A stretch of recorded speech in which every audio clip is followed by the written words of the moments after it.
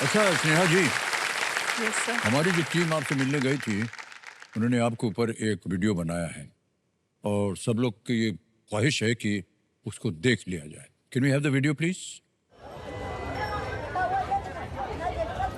चालीस गांव में लड़कियों ने काम करना बहुत बड़ी बात है। अक्सर यहाँ पर लड़के या मर्द लोग ही ज्यादातर काम करते हैं। इस छोटे से गांव के अंदर में लड़कियों ने काम करना वो भी मुश्किल वाला काम हो जाता है।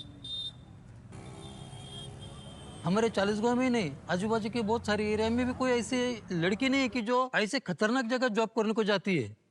मेरा नाम स्नेहा किशोर कापुरे है। मैं अभी एज एन ऑफिस असिस्टेंट के तौर पर नासिक सेंट्रल जेल में काम करती हूँ।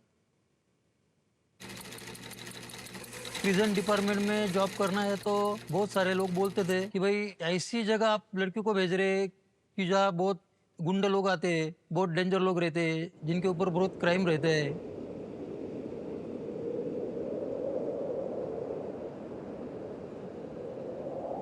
अभी ये सोसाइटी ऐसी है, सेंट्रल जेल जैसे डेंजर जगह पर काम करने वाली लड़की है तो अपने घर में बहू बन के आने के बाद घर को संभालेंगी या नहीं संभालेंगी, तो वो बारे में भी मुझे बहुत चिंता सता रही उसकी। ऐसी जगह जाना तो मैं तो घबरा गया था, मगर स्नेहा ने कॉन्फिडेंटली मुझे बोला कि पापा मैं सब हैंडल कर लूंगी। जैसे की कहावत आहे ना, मुलगी शिकली आणि प्रगती झाली। वैसे तो मेरे घर में हुआ है। मैं बहुत प्राउड फील करती हूँ स्नेहा के लिए। जितना उसके बारे में बोलने को जब बोलेंगे आप तो उतना कम ही होगा। वो हमारे घर की शेरनी है। मैं आज तो मतलब कुछ अलग ही लेवल के केसेस सुने मैंने। हाँ। मैं सोचती हूँ कि सभी लोग कैसे कैसे क्राइम करने लगे हैं। अभी स्टार्टिंग में 5 महीने मुझे पैरोल डिपार्टमेंट दिया था, तो वह कंटिन्यूसली कैदी लोगों से ही मेरा इंटरेक्शन होता था। तो स्टार्टिंग में थोड़ा स्केरी था, फिर मुझे आदत हो गई थी बाद में। मेरा तो ड्रीम है आईएएस आईपीएस ऑफिसर बनने का। मैं ऐसा सोच रही हूँ कि आने वाले 4 साल में मेरी जो ड्रीम पोस्ट है वो मैं हासिल करूंगी। कौन बनेगा करोड़पति में मैं इसलिए आना चाहती हूँ कि वहां पर आके मैं ये साबित करना चाहती हूँ, अगर आप अपने बेटी को बाहर पढ़ने के लिए भेज रहे हो या जॉब करने के लिए भेज रहे हो, उस पर भरोसा कर रहे हो, तो वो बिगड़ेगी नहीं, बल्कि वो आपके जो बिगड़े हुए हालात है उनको सुधारने की कोशिश करेगी।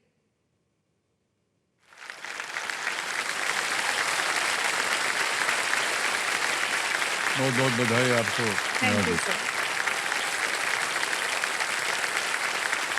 बहुत अच्छे विचार हैं आपके। ईश्वर की कृपा आप पर बनी रहे।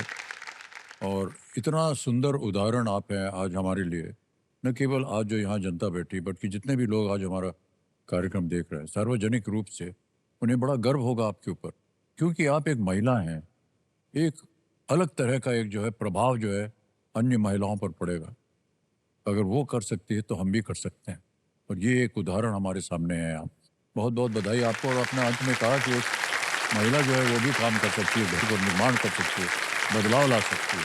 तो क्योंकि लोगों की सोच वैसी होती है ना, अभी जहाँ से मैं आती हूँ, मतलब छोटे से गांव से आती हूँ, तो ज्यादातर तो लड़कियां मतलब बाहर जाती भी नहीं। अभी मेरे एज की तो कितनी सारी लड़कियां शादी भी हो गई, उनकी पढ़ाते भी नहीं है घर वाले। तो मैं तो बहुत लकी हूँ कि मुझे ऐसी फैमिली मिली है कि जी जी जी, जिन्होंने या जिन्होंने बहुत मुझ कुछ। पर इतना विश्वास किया। तो जब आप पढ़ लिख रही थी और आगे जाना चाह रही थी, तो किस तरह आप प्रभावित हुई कि आपको इस तरह की नौकरी करनी है? सब मैंने सोचा नहीं था कभी कि मैं प्रिजन डिपार्टमेंट में जॉब करूंगी। जी। क्योंकि मैंने इंजीनियरिंग की है सर। पुणे में थी मैं, इंजीनियरिंग के लिए पुणे में गई थी। लेकिन सर कुछ 2-3 साल के बाद मुझे इससे लगा कि प्राइवेट सेक्टर में या फिर जो ब्रांच मेरी थी, तो उसमें मुझे मतलब इंटरेस्ट मेरा जो है वो कम होने लगा। तो मुझे लगा कि यार इसमें तो मैं अपना 100% नहीं दे सकती। तो जब कोरोना का टाइम था, फिर मैं जब घर आई थी, तो मेरा भाई एमपीएससी यूपीएससी की प्रिपरेशन कर रहा था, गवर्नमेंट एग्जाम्स की। तो उसने बोला कि तू भी ये पढ़ ले, अगर तुझे इसमें इंटरेस्ट आता है। तो साइड बाय साइड इंजीनियरिंग कर रही थी। फिर मैंने जब वो बुक्स पढ़ना स्टार्ट किया तो मेरा इतना इंटरेस्ट आ गया उसमें, फिर मैंने ठान ली कि अभी मतलब यही काम है जो मेरे लिए बना है। तो जब आप काम पर गई तो आपका अनुभव कैसा रहा? स्टार्टिंग में तो मैंने जैसे कहा कि थोड़ा स्केरी था, क्योंकि वहां पर 3,000 से ज्यादा कैदी है, क्योंकि वो नासिक जेल महाराष्ट्र का 3 नंबर का सबसे बड़ा जेल है। लेकिन जो मेरे ऑफिस के सीनियर से, हमारे जेलर से कलीग्स है मेरे, तो वो इतने सपोर्टिव है, तो वो मुझे सब समझाते थे, मुझे जी, अकेला जी। भी नहीं छोड़ते थे ऑफिस में, सब समझाते थे कि कैसे बात करनी है, क्या करना है, क्योंकि काम है तो करना पड़ेगा, मतलब प्रिजनर्स लोगों से बात तो करनी पड़ेगी क्योंकि हमारा काम है वो।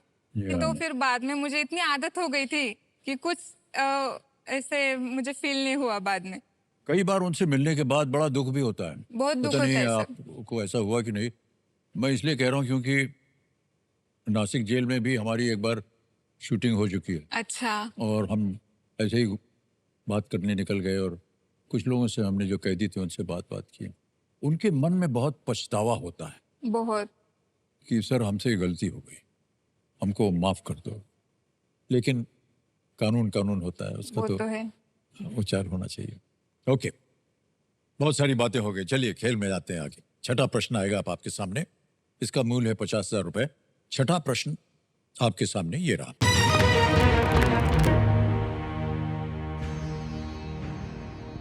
आमतौर पर एक कंटिन्यूअस ग्लूकोज मॉनिटर उपकरण किस रोग से पीड़ित लोगों द्वारा उपयोग किया जाता है? Generally, a continuous glucose monitor is a device used by people suffering from which disease? A.